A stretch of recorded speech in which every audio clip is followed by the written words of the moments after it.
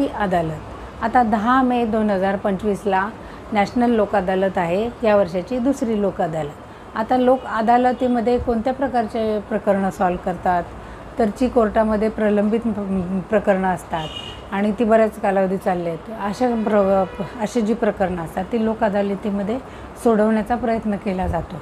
आता लोक अदालतीला alternative dispute resolution असंही म्हणतात। आता डिस्प्यूट रिझॉल्युशन म्हणजे तो वाद दोघांच्यातला सामंजस्याने मिटवणे।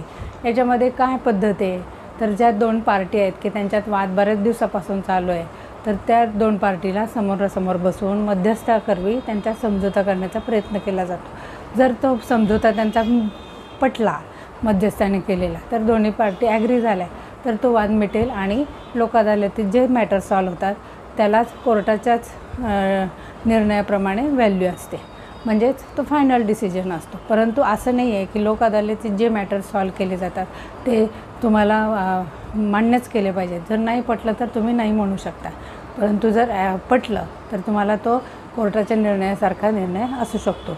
तर आता ह्याच्यामध्ये कोणत्या प्रकारच्या केसेस असतात, तर कंपाऊंडेबल असतात। कंपाऊंडेबल म्हणजे काय, ते समझोता करून मिटण्यासारख्या।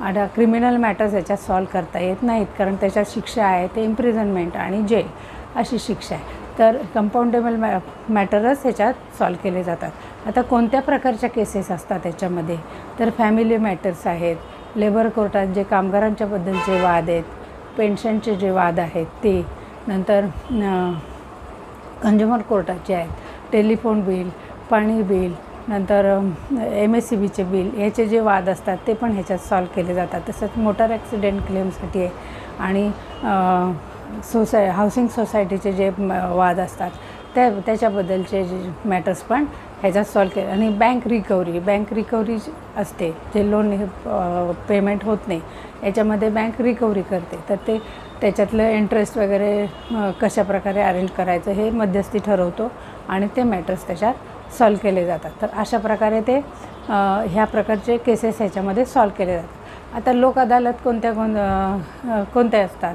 तर ह्याच्यात स्थायी लोक अदालत असते, ते सार्वजनिक सुविधाबद्दलचे जे मॅटर्स सॉल्व केले जातात, म्हणजे लाईट बिल, पाणी बिल आणि ह्याच्या टेलिफोन बिल याबद्दलचे वाद त्याच्यात होतात।